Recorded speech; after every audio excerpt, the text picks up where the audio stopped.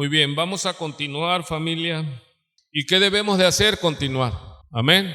Debemos continuar, hermano. Comparta la palabra, comparta la fe. Usted no sabe que ese es el momento que Dios lo envió a usted, a mí, para compartir, para salvar almas. Hay muchas personas que dan testimonio. Pastor, el día que me compartiste me iba yo a matar. Pastor, yo ya estaba para divorciarme. Llegó un matrimonio aquí que de aquí él cumplió porque era la última voluntad del moribundo. Y le dice a su mujer: mira, antes de ir al juez a firmar, ya al registro civil, algo así, dice, vamos con el pastor a hablar. Y llegaron y hablaron y de ahí no se han divorciado. ¿Están felices y contentos las mariposas? No, siguen en la lucha, pero siguen juntos y siguen glorificando al Señor. Amén. Entonces, así hay muchos, hermanos, muchos testimonios, y como les digo, miro para arriba para que nadie se sienta aludido. Pero, ¿y para qué te lo comparto? Para que tú lo hagas también. Tú déjate usar por el Espíritu Santo, déjate usar por el Señor.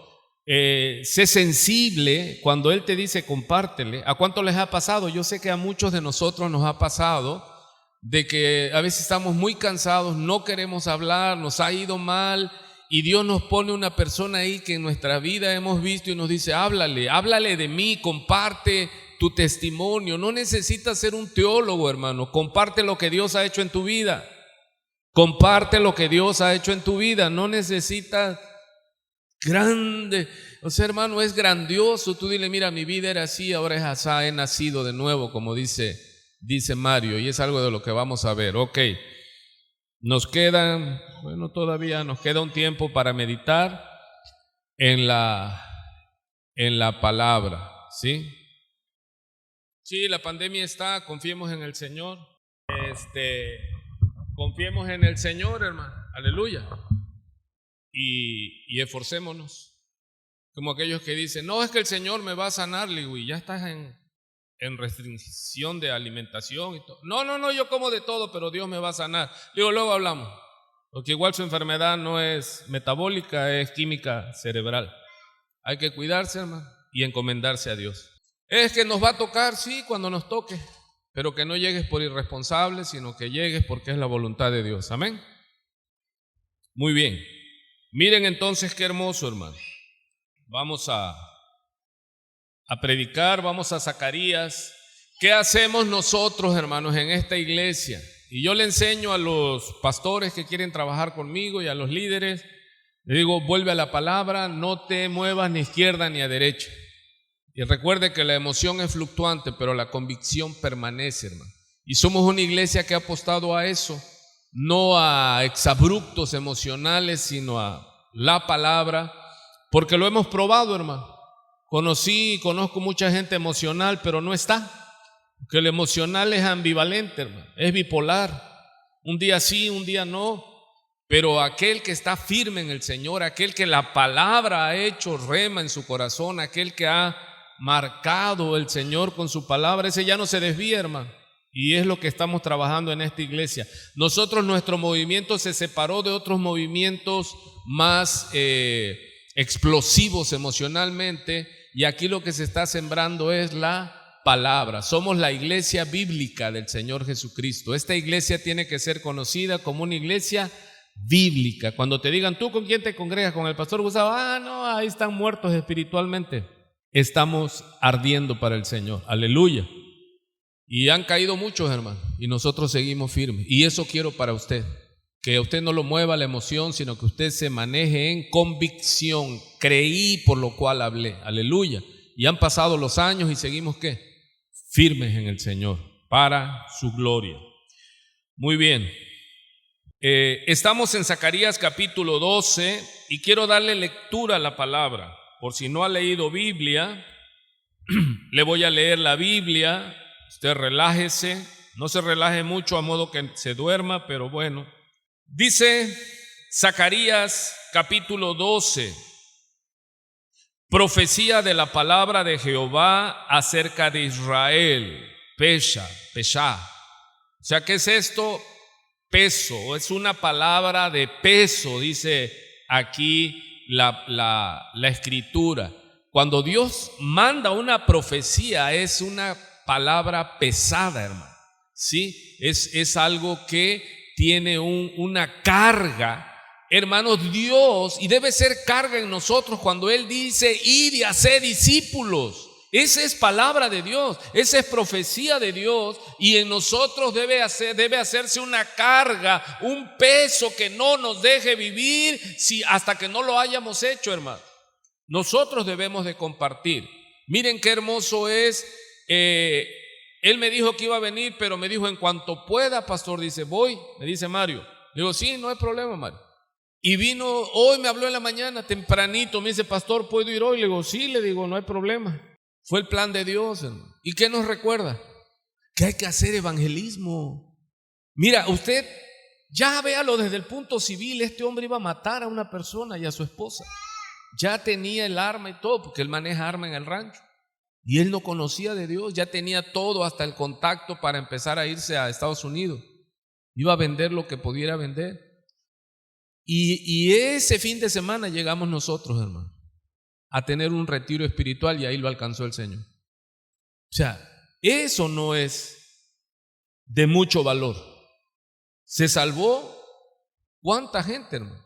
Y ahora Dios lo usa para él en su medio. Él tiene que hablarle así porque es gente campesina, y no estoy menospreciando ni nada, pero tiene que hablarles de esa manera. O sea, hablar, porque él es su pastor allá, ese es su idioma de ellos. Él habla dialecto también. Y él es ingeniero agrónomo, así como lo ven. ¿Sí? Y muchos acá, perdón, no voy a hablar eso, vamos a seguir. Debemos compartir el evangelio, hermano. Comparte a diestra y siniestra, pero esa es una carga, porque aquí dice, esta profecía, dice, es una palabra pesada, dice Zacarías. ¿Qué es esto? Profecía de la palabra de Jehová acerca de Israel. Jehová, y mira que empieza a decir, lo que empieza a decir Zacarías por el Espíritu Santo, que extiende los cielos y funda la tierra, y toma el espíritu del hombre, y forma, el espíritu del hombre dentro de él, ha dicho, he aquí yo pongo a Jerusalén por copa que hará temblar a todos los pueblos de alrededor contra Judá, en el sitio contra Jerusalén. Y en aquel día yo pondré a Jerusalén por piedra pesada, vuelve la palabra, a todos los pueblos.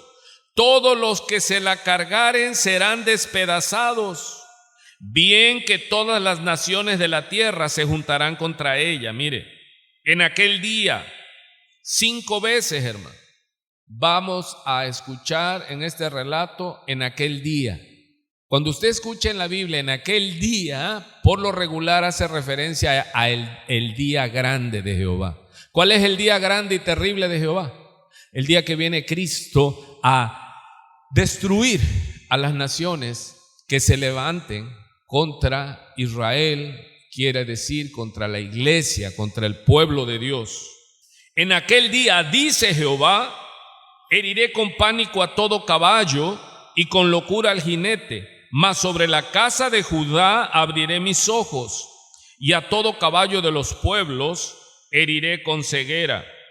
Y los capitanes de Judá dirán en su corazón, tienen fuerza los habitantes de Jerusalén en Jehová de los ejércitos, su Dios.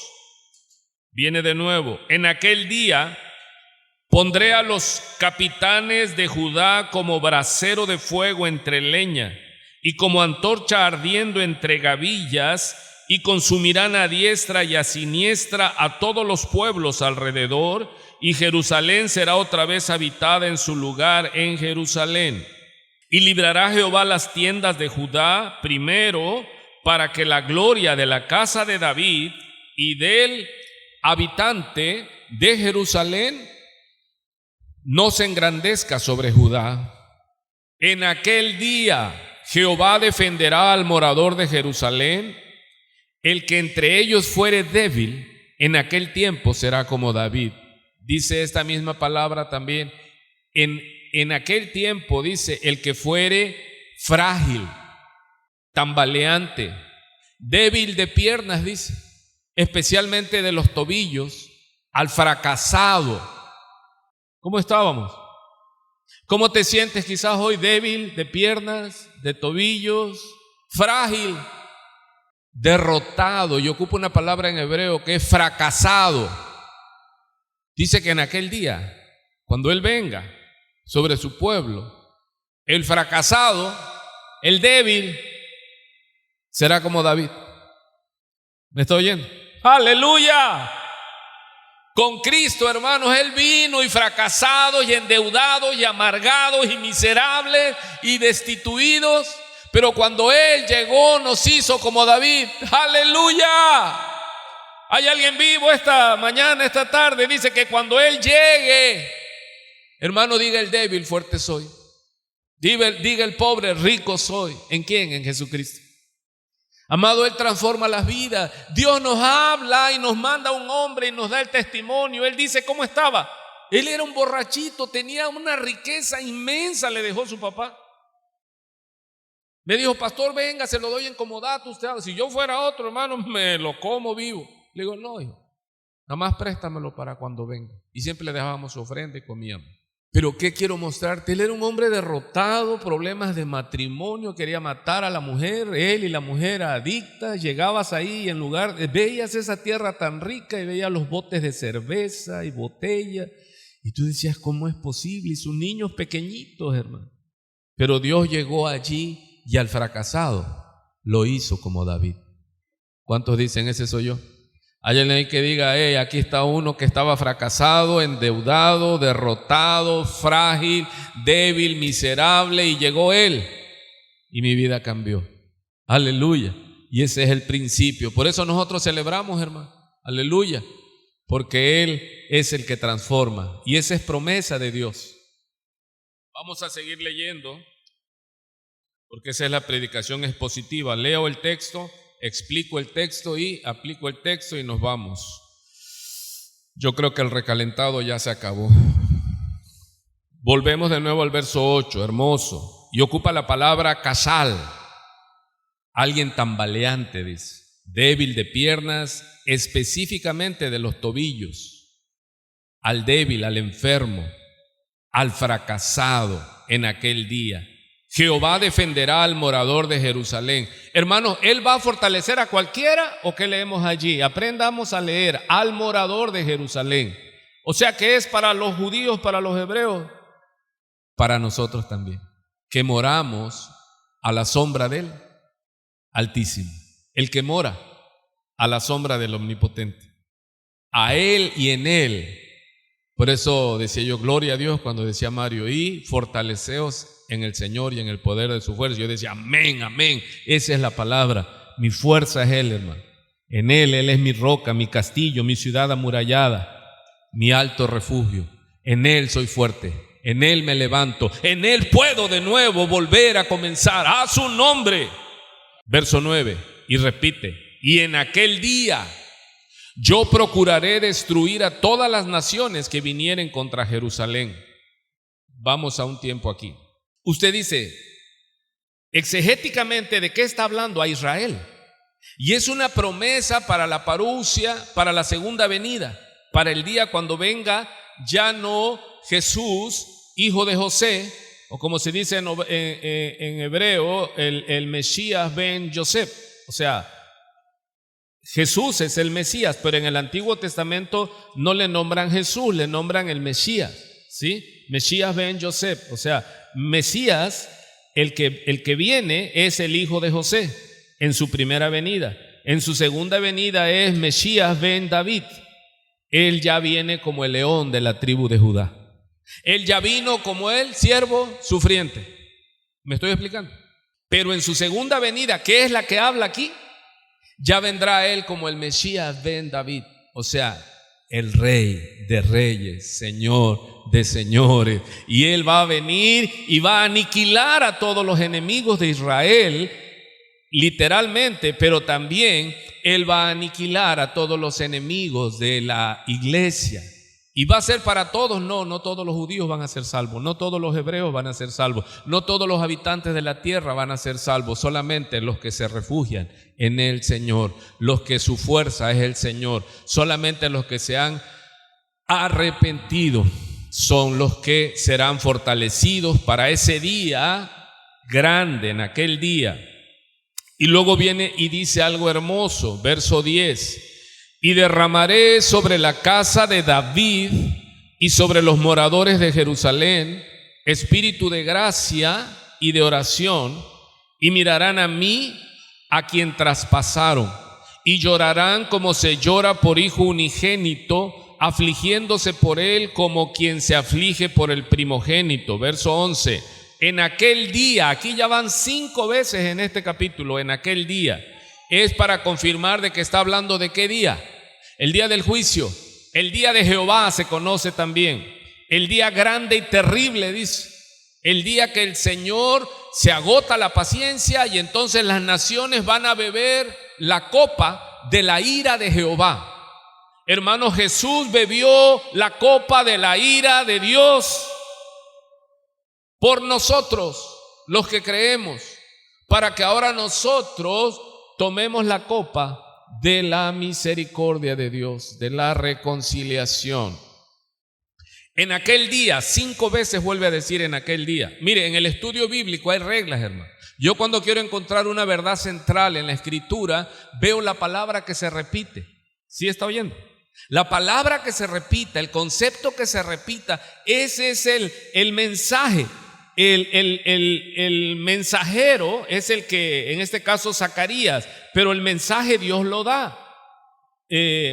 Zacarías es solo el correo, pero el que escribe el correo es Jehová, y él tiene el deseo de que entiendan los oyentes. Eso es exégesis, de que entiendan primeramente a quién les está hablando, quién les está hablando, qué les está hablando, qué está sucediendo, y ya después veo cómo se aplica a mi vida. Pero de antemano usted y yo sabemos por el Espíritu Santo que las promesas de Israel son las promesas para nosotros también, porque nosotros ya pasamos a ser parte de ese pueblo de Dios, de ese linaje escogido, de ese real sacerdocio. Nosotros estábamos sin Dios y sin esperanza, ajenos a los pactos y a las promesas, pero ahora en Cristo hemos sido hechos cercanos. Ahora somos hijos también. Y ese es el gozo que yo cuando leo la Biblia, en cualquier parte que la lea, me dice: oye, pero es que ese es del Antiguo Testamento. Toda la Escritura está inspirada por Dios. Y toda la Escritura sirve para redarguir, para animar, para corregir, para instruir, para preparar a todo hombre, para que este hombre pueda presentarse delante de Dios. En el Antiguo Testamento, mi amada familia, habla de Cristo. ¿De quién está hablando aquí? De Cristo. ¿Mirarán a quién? Al que traspasaron. Y lo confirma el Nuevo Testamento, y lo confirma Apocalipsis con Juan al final. Dice que harán gran lloro y gran lamentación y se asombrarán, porque mirarán a quién. Al que traspasaron. ¿A quién traspasaron en la cruz del Calvario? A Cristo.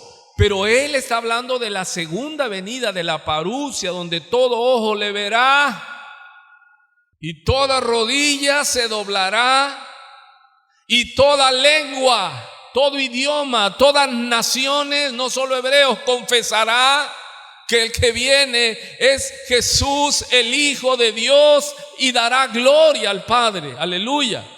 Pero muchos ya no alcanzarán salvación. Así que estás a tiempo, hermano. No esperes que Él venga. Ya reconcíliate. Ponte a cuentas con el Señor. Reconoce a Jesús.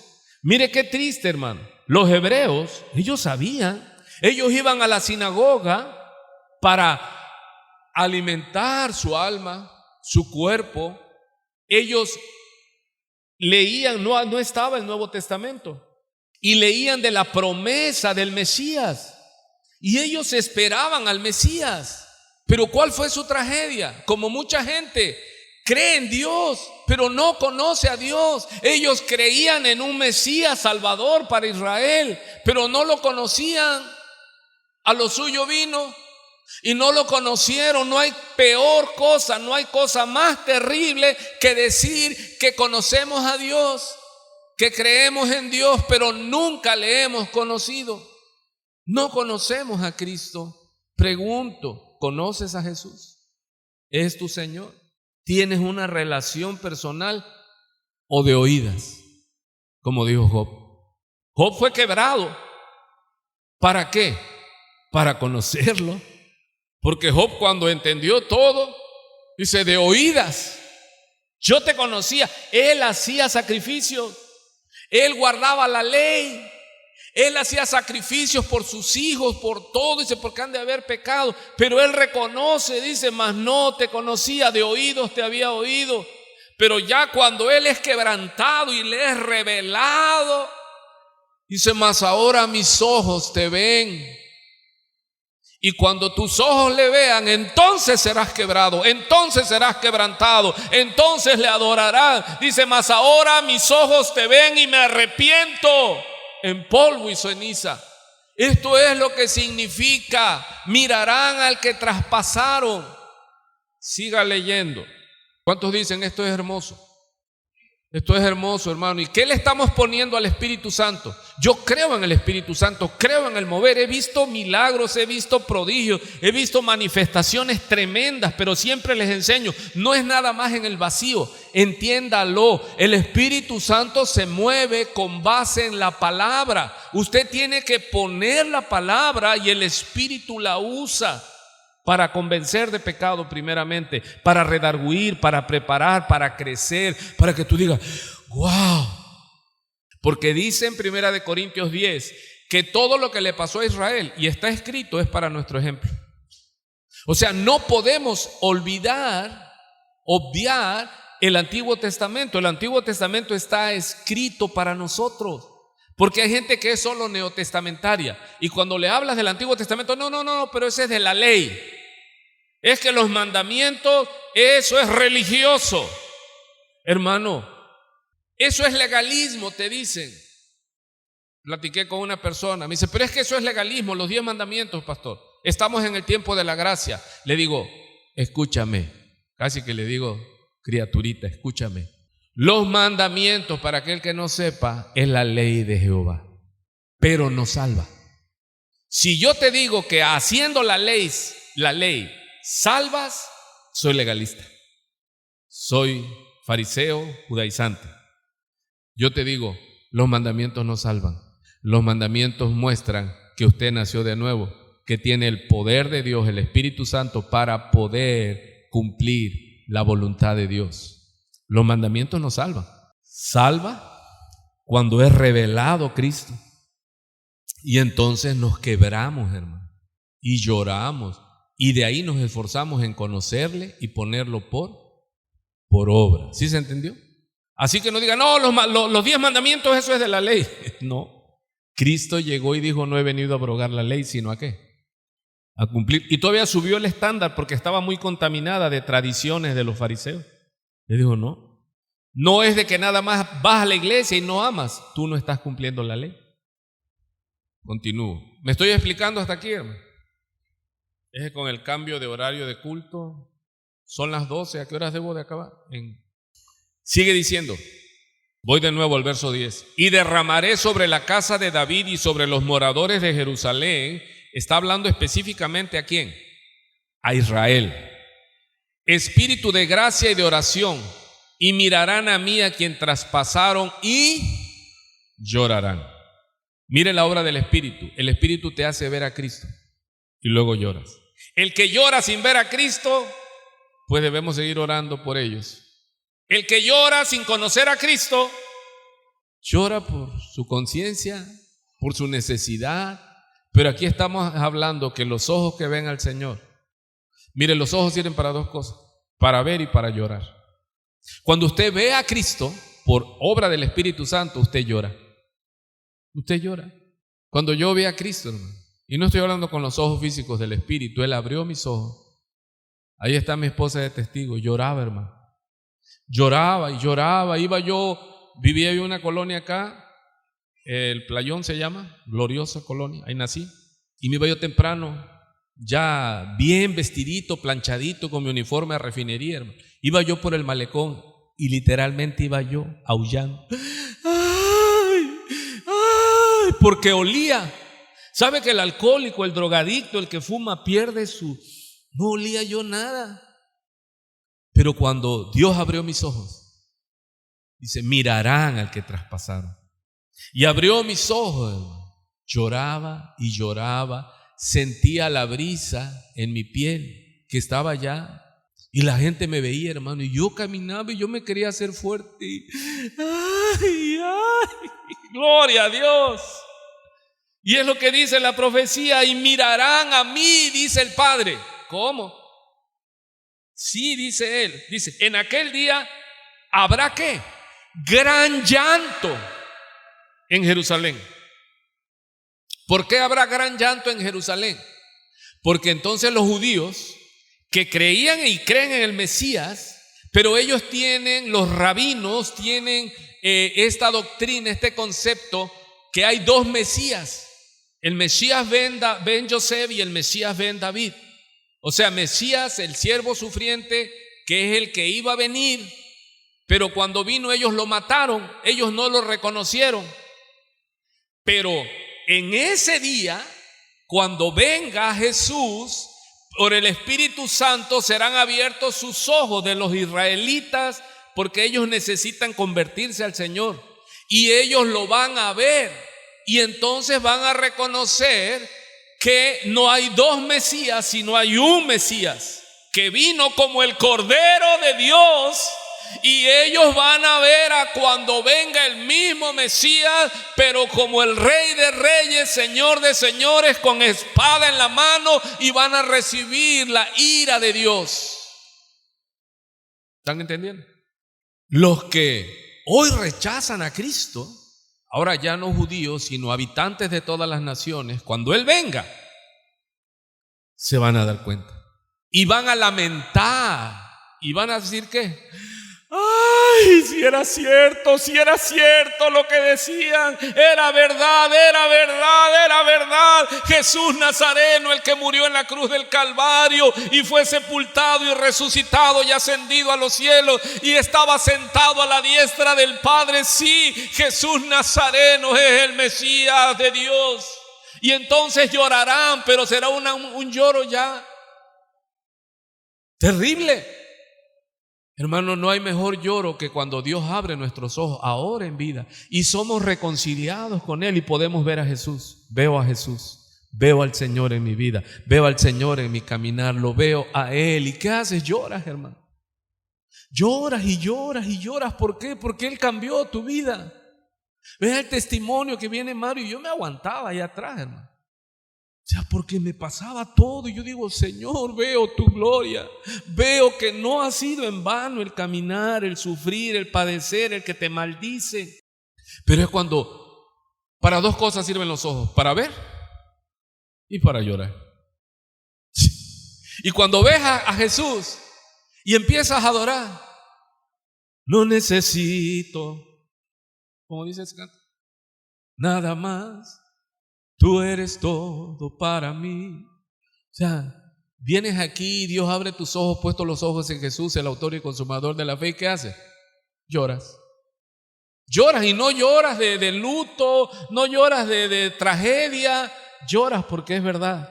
Si Él está en mí, no necesito nada más. Si Jehová es mi pastor, lo tengo todo. A su nombre, a su nombre, a su nombre.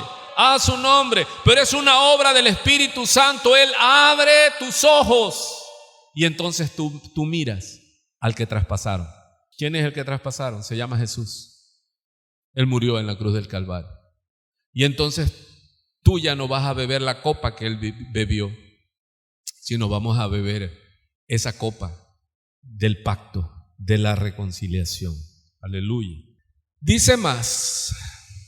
En aquel día habrá gran llanto en Jerusalén. Ahora vamos a ser exegéticamente correctos. En Jerusalén, como el llanto de Hadad Rimón en el valle de Megiddo. Esto es una referencia a la muerte del rey, creo, Josías, que fue muy amado por Israel. Y cuando él muere en la batalla de Megiddo, Israel hizo gran llanto, hermano. Entonces aquí Zacarías está trayendo a relación ese episodio. Dice, llorarán, ¿cómo? Como lloraron en el valle de Megiddo cuando muere el rey, así llorarán. Pero está hablando que no va a ser un llanto de arrepentimiento, sino un llanto de ¿qué? De tragedia. Porque esos israelitas que negaron al Mesías, cuando lo vean venir, no les va a alcanzar, hermano, el dolor para expresarlo. Y ahora viene hablando de las naciones y la tierra también. Dice aquí, y la tierra también, ¿qué? Lamentará cada linaje aparte, los descendientes de la casa de David aparte, y sus mujeres aparte. Usted está leyendo ahí, dice por sí, pero yo traduzco en aparte. Los descendientes de la casa de Natán aparte, y sus mujeres aparte. Los descendientes de la casa de Leví aparte, y sus mujeres aparte. Los descendientes de Simei aparte, y sus mujeres aparte. Y dice, para que no quede duda, todos los otros linajes, cada uno aparte, y sus mujeres aparte. O sea que esto es personal. Y que cada uno, hermano, de los que negaron al Mesías, ven Joseph, y cuando vean al Mesías, ven David, van a decir, no son dos, es el mismo. Hay una historia para esto. ¿Cuántos han leído en los últimos capítulos de Génesis la vida de José? Por eso al siervo sufriente se le dice Mesías ben Joseph, o sea, el hijo de José. José se le conoce como el siervo sufriente. ¿Qué le pasó a José? Acuérdese, sus hermanos lo vendieron por envidia. ¿Por qué? Porque José decía que tenía visiones. Le decía a papá, a mamá y a sus hermanos, les dice, a sus 11 hermanos les dice, tengo visiones. Ajá, ¿y qué ves? Que pues las plantas, las de trigo, dice, los manojos, dice, se inclinan a mí, y el sol y la luna también se inclinan delante de mí, les dice José. Entonces, ¿qué era esa visión? Que sus hermanos se iban a inclinar delante de él, y su papá y su mamá también se iban a inclinar delante de él, y ellos dijeron, mira este. Y era el consentido de papá, que papá le hizo la túnica, ¿se acuerda? ¿Cuántas veces hemos predicado la túnica de colores de David? O sea, de David de José. O sea, José era un escogido de Dios. Pero ¿qué vemos? En toda la escritura, grábelo, en toda la escritura el centro se llama Jesús. Todas convergen en el cumplimiento. Dios se los da así veladamente, y no es una parábola, es una historia de la vida histórica de Israel, cómo llegó a Egipto. Fue a través de José. Dios salvó a su pueblo a través de José, porque vino gran hambre en la tierra y ellos estaban muriendo, y llegaron a buscar, porque ellos oyeron que en la tierra de Egipto, en Gosén, había alimento. Y ellos se humillaron, llevaron el dinero, los 10 hermanos, porque dejaron al más pequeño, si mal no recuerdo, es una historia que he leído tiene rato, Benjamín. Dejaron a Benjamín con su papá Israel, Jacob, y fueron con dinero a comprar grano, porque la gente, las naciones vecinas, los pueblos estaban muriendo de hambre, y solo en Egipto había comida, y ellos fueron allá, pero ellos no sabían que el que era el segundo de Faraón en Egipto era José, el hermano de ellos, que ellos por envidia habían vendido a unos negreros o vendedores de esclavos que pasaron por allí. Recuerde que estaban en el campo, y los hermanos se confabularon y dijeron, bueno, mira que matémoslo, dice. Y uno de ellos abogó, no lo matemos, dice, ¿cómo? Y lo echaron a una cisterna vacía, y ahí lo dejaron. Entonces en eso estaban cuando pasaron esta tribu y se lo vendieron. ¿Qué hizo Israel con su hermano, el escogido? Lo entregó. Y les dieron 20 monedas de plata. Lea la historia. Digo, si no estoy fallando, porque no me gusta cuando el Espíritu nos mueve, hermano, porque esto no estaba aquí, pero quiero traerle un ejemplo. ¿Sí me estoy explicando? Entonces, ellos vendieron a su hermano. ¿Por qué lo vendieron? Porque él dijo que él era. ¿Por qué Israel entregó al Mesías? Porque él dijo que él era. No es su culpa, él era. Él es. Aleluya. Hermano, no lo rechacen ni le tenga envidia, ámelo. Y sí, cobíjese a su sombra. Él es el Señor. Y el papá lo vistió con esa túnica, hermano, de colores. Y sus hermanos acabaron y dijeron, ¿sabes qué? Matémoslo de una vez. Y ya se acabó. Y lo sepultaron allí en esa cisterna, pero pasaron estos vendedores de esclavos, lo vendieron. Hermano, ¿qué hicieron con Cristo? Lo leímos en Zacarías 11, dice, ¿y cuál es el precio con el que me apreciaron? 30 monedas de plata. A Cristo lo vendió Israel, lo vendió también. A José lo vendió ¿quién? Sus hermanos lo vendieron también, lo rechazaron. Y esa es como dice, cuando dice y esta es la condenación, que la luz vino al mundo y ellos amaron más las tinieblas que la luz, y esta sigue siendo la condenación para los que no creen, para los incrédulos, que le presentas a Cristo y ellos dicen no, y te aborrecen porque tú andas todo con tus túnicas de colores, todo bien vestido, ya no apestas a tabaco, a droga, a prostitución, a robo, a mentira, ahora estás así como escogido para allá arriba. Y ellos te aborrecen y aborrecen al que tú le presentas. Israel aborreció al Mesías. Ellos creían, esa es su religión. Ellos creían en el Mesías que venía a redimir, a rescatar a Israel. Pero cuando él llegó y les dijo, yo soy, ellos dijeron, tú no eres, a la muerte. Y lo entregaron a los romanos.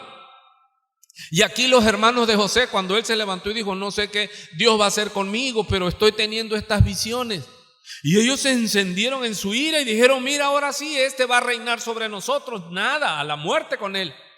¿Cómo ve el paralelismo entre José, el siervo sufriente, se le conoce en la doctrina?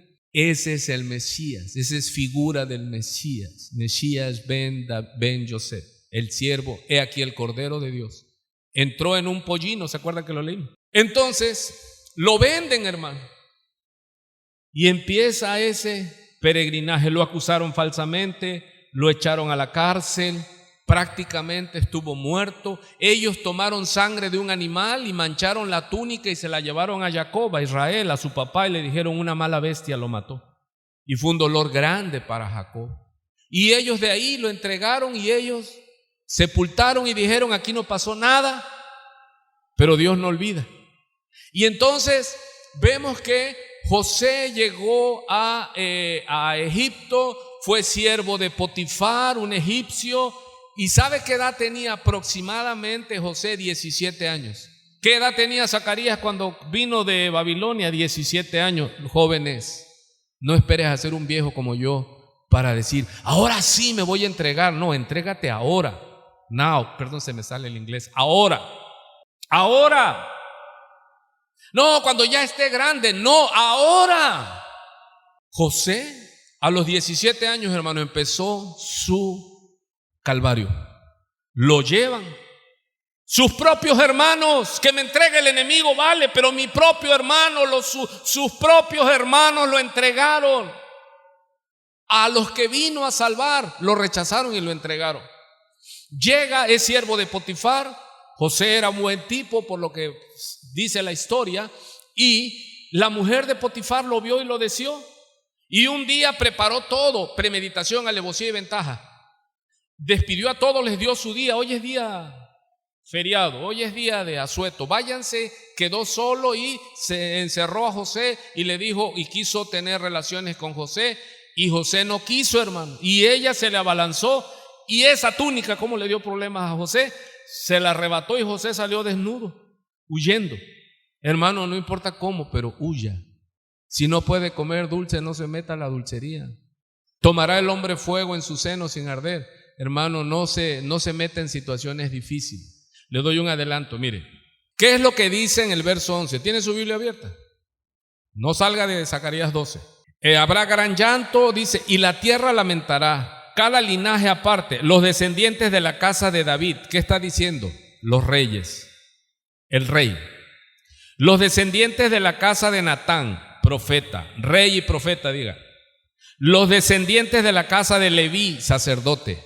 Y los descendientes de la casa de Simei, levitas. O sea, los reyes, el rey, profeta, sacerdote y cantantes, levitas, ministros de alabanza. Está nombrándolos a todos. Pero mire también algo que llama la atención. Dice, aparte y sus mujeres aparte. ¿Sabe que después de un suceso en Éxodo, cuando Dios le da a Moisés las leyes y todo y que comenzaran a adorar, dice así que los hombres se distrajeron con las mujeres en la congregación? Eso es legalismo, pastor. Le estoy contando la historia bíblica. ¿Sabe que en Mecayapan yo fui a predicar una iglesia ahí con Mario y estaban las mujeres de este lado y los hombres de este lado? Entraban al templo y se separaban, mujeres acá, hombres acá. Y sabe que si usted va a la Biblia, lo que Dios le está diciendo aquí, que van a llorar, dice, separados, hombres por un lado y mujeres por otro. Y yo lo he visto como pastor. No que la mujer tenga la culpa, el hombre es el que la asedia también. Pero cuando en el templo vienes y hay revueltos hombres y mujeres, el hombre se distrae. Y más si la mujer es muy sensual y viene vestida como, usted póngale el nombre que quiera. Y luego está sentado y se te para aquí enfrente, hermano. Pues ya nos alaba, ya está alabada nada más. Entonces, si te distrae, tienes que hacerse ¿qué? Y eso lo vamos a hacer aquí, vamos a ser legalistas. No.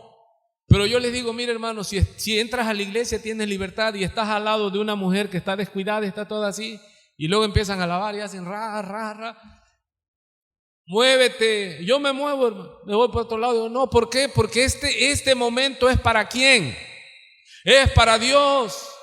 Hermano, aún como esposos, marido y mujer, tenemos que vengo al templo. ¿Sabes qué? Siéntate por allá, me siento por acá. Para que te deje concentrarte, porque luego si está tu mujer que te está diciendo, no, ya me estoy viendo muy machista. Bueno, vamos a continuar. Entonces vea usted que está hablando a reyes, profetas, sacerdotes y levitas. Le dice a Israel, todo el linaje de los líderes que enseñaban y dirigían al pueblo, no veían al Cordero, al Mesías. Mire la tragedia de Israel y la tragedia de nosotros. ¿Cuál es la condenación? Que la luz vino al mundo y los hombres amaron más las tinieblas que la luz. Entonces llega la mujer de Potifar, lo quiere tomar y él sale huyendo y luego, para no verse acusada, le dice a Potifar, ese siervo hebreo que trajiste me quiso violentar, me quiso abusar. ¿Y a dónde va a dar José, el siervo sufriente? A la cárcel. Y ya estando en la cárcel, dice que José prosperaba porque José tenía revelaciones de Dios. Y dice que prosperaba, yo lo tengo marcado en mi Biblia, dice porque Jehová estaba con él. Estaba en tierra enemiga, pero Jehová estaba con él. Jesús, el Mesías, Hamashiach, vino a esta tierra y fue extranjero en esta tierra que él creó. Y prosperó y nadie pudo con él. ¿Por qué? Porque Jehová estaba con él. ¡Aleluya! Y luego dice que Faraón tuvo un sueño. Le estoy contando rápido toda esta historia. Y nadie sabía interpretarla, las 7 vacas gordas y las 7 vacas flacas, y atormentaban a Faraón y decían, ¿qué significa esto? Y el problema es que estaban las 7 vacas gordas y de repente salían del río 7 vacas flacas y las flacas se comían a las gordas. Y tú dices, ahora el resultado es que las otroras flacas se hagan gordas. No, seguían flacas. ¿Sí se da cuenta? Hermano, en toda la vida hay un periodo de bonanza y un periodo de baja. El problema de nosotros los seres humanos es que pensamos que las riquezas son para siempre. No, hermano. Hay un periodo en que lo dicen los canes se amarraban con longanizas y ahora ¿qué? Hasta los canes se comen. En tacos saben buenos. Entonces, no sabía Faraón qué estaba pasando y le dice el copero del rey que estuvo en la cárcel, que conoció a un hombre, dice, que me dijo lo que iba a pasar con mi vida y así sucedió. Entonces el copero del rey de Faraón le informa esto y mandan a buscar a José de la cárcel. Y ya llega José delante de Faraón y le traduce el sueño, le dice, es que va a haber 7 años de bonanza y 7 años de sequía, de miseria, de muerte. Entonces Faraón se asombró y le dice, ¿y qué hacemos? Y le dice José, porque José traía la sabiduría del Altísimo. Le dice, hagamos los graneros y toda la cosecha de esta de bonanza y comprémoslo a todas las naciones vecinas y guardemos. Fíjate, entonces esto sucedió así. Guardaron.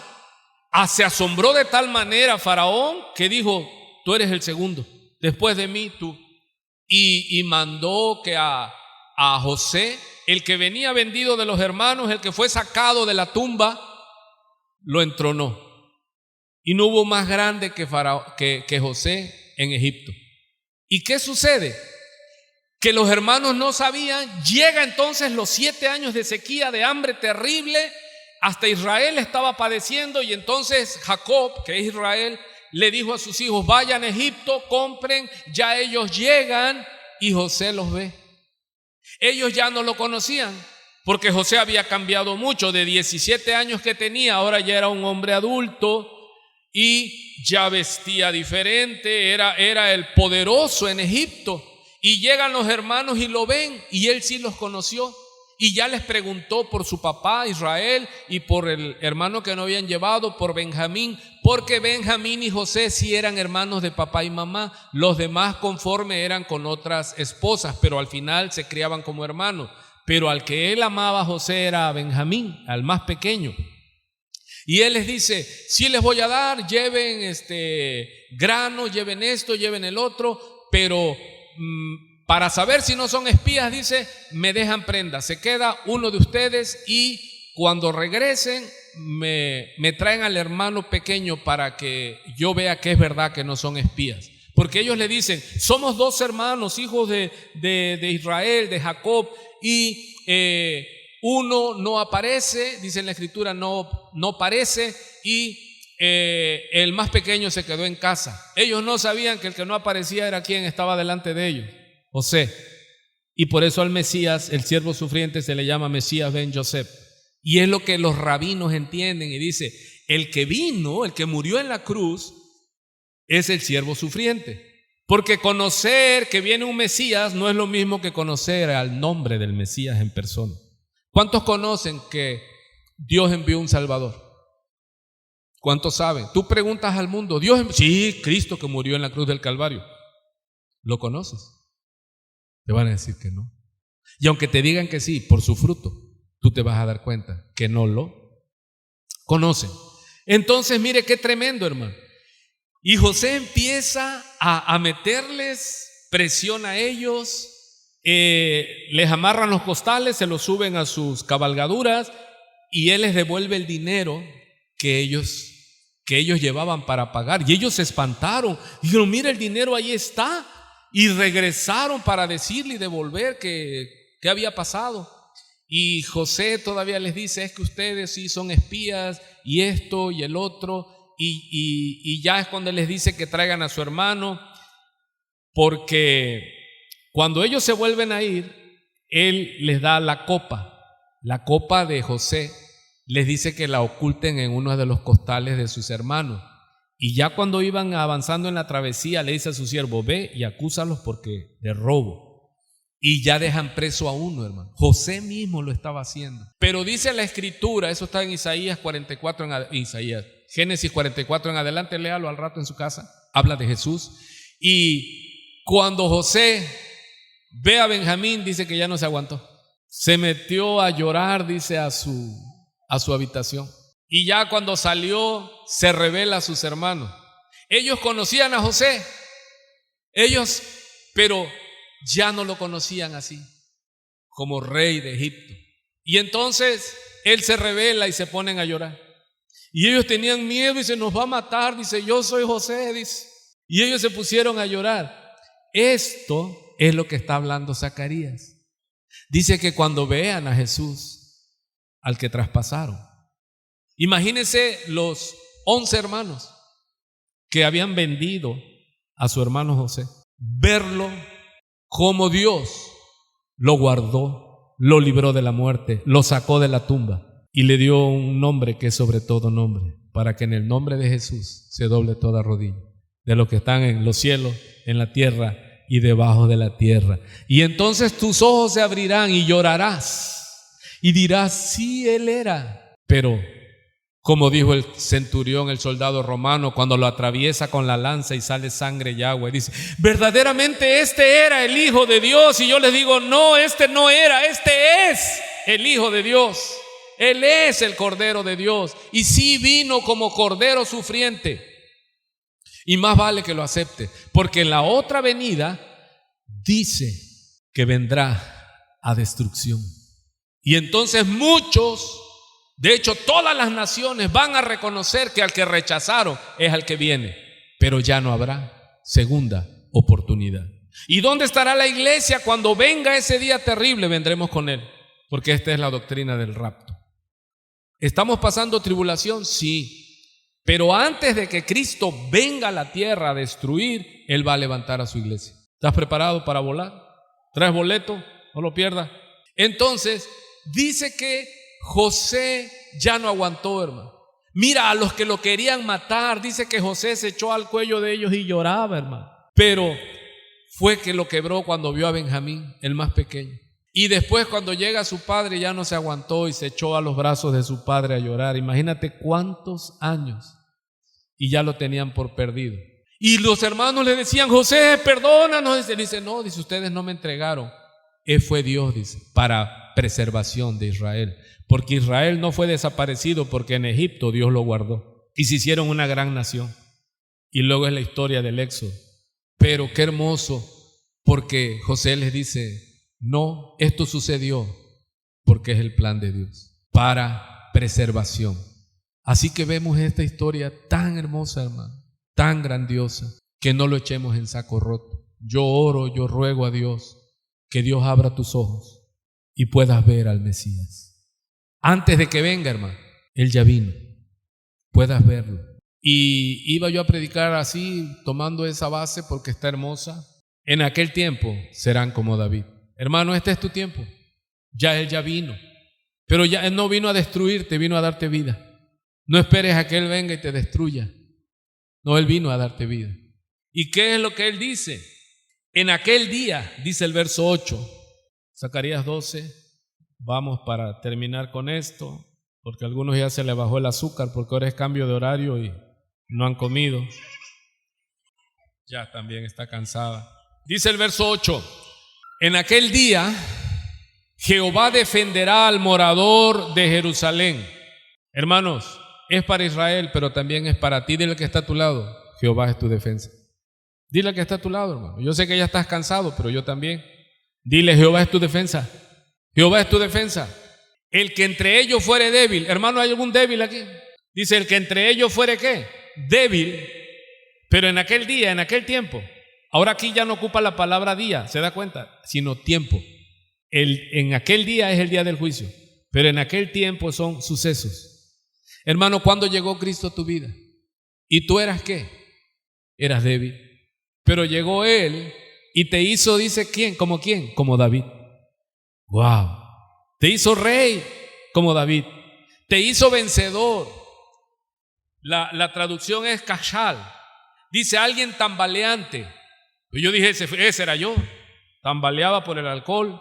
Débil de piernas, principalmente dice de los tobillos. Haga caminar con un tobillo lastimado. Puede tener unas piernas de corredor, musculosas y todo, pero si tus tobillos están frágiles. Al débil, dice. Al enfermo. Y lo que dice fuerte en la traducción, al fracasado. ¿Quiénes se reunieron con David en la cueva de Adulam? Endeudados de espíritu, amargado, fracasado, los necios, los perseguidos, pero se juntaron a él y con David llevaron a David al trono. Hermano, ese es el mensaje en aquel tiempo. ¿Cuándo fue tu tiempo? Yo tuve un tiempo con Dios y quiero seguirlo teniendo, tiempos de refrigerio. Cuando Él llegó a mi vida y cambió completamente mi vida. Y ahora puedo luchar y podemos enfrentar ¿a qué?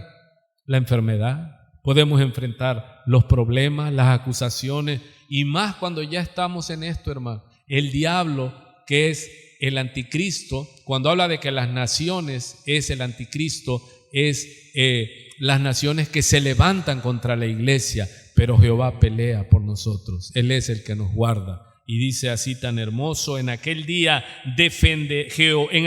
Jehová defenderá al morador de Jerusalén. El que entre ellos fuere débil, hay alguno que dice: yo soy débil, diga: yo soy fuerte. En aquel tiempo, ¿cómo debes de ser ahora tú? Es tu tiempo, hermano. ¿Cuántos tienen que decir yo soy como David? ¿Y cuál es la figura de David que le mostré, hermano? ¿Cuál es el recuerdo de David? Contra Goliat. Hermano, ¿qué tan grande es tu problema? ¿Es más grande que Dios? Enfréntalo. Porque tú, dice el Señor, que ahora tú, como pueblo de Dios, te dice Él, en el tiempo de la batalla, tú serás como David. Aleluya. Estás en batalla, pero dices: sí, pero yo estoy como David. Yo soy como David. Aleluya. Y plántale la piedra al gigante, hermano. ¿Qué hizo David? Tomó su onda. Todo Israel estaba temblando, armados hasta los dientes, pero se oían no los fierros que chocaban, sino las rodillas, hermano. Estaban aterrorizados ante el tamaño y la majestad de ese paladín del fariseo enemigo. Y llega David de pastorear las ovejas de su padre. Y cuando ve lo que estaba blasfemando, que él decía: denme un hombre para que pelee conmigo, si me gana nosotros seremos sus siervos, pero si yo lo derroto ustedes serán nuestros siervos. Y ahí el que tenía que ir era Saúl, porque era el rey, era el mayor, era de hombros arriba. Dice que Saúl era grande y David era un muchacho. Dios ocupa muchachos, entiéndalo. Dios ocupa muchachos para que la gloria sea de Dios y no de los jóvenes y no de la persona. Dios ocupa gente frágil, temerosa, débil, pero en Él haremos proezas. Y vemos que Saúl dice: no, nadie, todos estaban temblando. Y llega David y le dice: ¿quién es este perro incircunciso para blasfemar acerca de los escuadrones del Dios viviente? Y pide pelear con él. Y le dicen las promesas que el rey dijo al que venciera a este hombre: Cristo vive. Y luego lo manda a llamar Saúl. Y le da sus armaduras, toda su casco y todo. Pues Saúl era un hombre enorme y David era un frágil muchacho. Y David se lo pone y no podía ni caminar con toda esa herramienta. ¿Y qué es lo que hizo David? No, dice: yo así no. Y ellos le decían: David, no podrás con él porque este es un hombre, dice, es un guerrero y tú eres un niño. Entonces David se quitó la armadura de Saúl. ¿Qué es esto? A la manera de Saúl, no, dice, a la manera de Jehová, sin espada, sin ejército, sin caballo, sino con el Santo Espíritu. Aleluya. Y él usa, ¿qué usa? Lo que tenía en su mano. ¿Qué tienes en tu mano, Moisés? Una vara. Pues con esa vara verás mi gloria. ¿Y qué le dicen a David? ¿Qué tienes en tu mano, David? Pues mi cayado de pastor, mi zurrón, mi bolsa, mi onda para los animales. Con esa lo vas a derrotar. Y buscó, dice, 5 piedras del arroyo, porque dice la historia que Goliat tenía 4 hermanos más. O sea que juntó 5 piedras por si los hermanos también venían. No metió 10 por si fallaba una. No, estaba con Jehová. Dice 5 si salen. Y él tomó la onda y salió, dice, corriendo más rápido que Goliat. Goliat lo insultó, ¿se acuerdan? Le dice cuando vio a este muchacho, dice: ¿qué? Dice: ¿y qué soy yo, perro, para que manden a este muchacho con palos a matarme? Y le dice que lo iba a destruir y le profetiza a David, le dice: hoy mismo las águilas comerán tu cuerpo. Tenía confianza, hermano. ¿Y tú? Dice el Señor: serás como David en ese tiempo. ¿Cuál tiempo? En el tiempo de aflicción, en el tiempo de lucha, en el tiempo de enfermedad, en el tiempo de angustia, en el tiempo de que tu gigante se levanta. Tú dile: sí, tú eres gigante, tú eres un grande problema, pero yo soy como David. Estoy ungido por la fuerza de Dios. Todo lo puedo en Cristo que me fortalece. Y se levanta David y va corriendo, dice, haciendo un círculo. Ni cuenta se dio el gigante y a distancia lo mató, porque el gigante quería: vamos a chocar. Está bien, no voy a chocar. Soltó la piedra, y yo siempre digo, y Dios tomó la piedra y se la clavó en la frente del único espacio que tenía el gigante, y cayó. Y David, sin dejar de correr, montó sobre él, le quitó la espada y con su misma espada le tumbó la cabeza. Se me acabó mi tiempo, Dios le bendiga.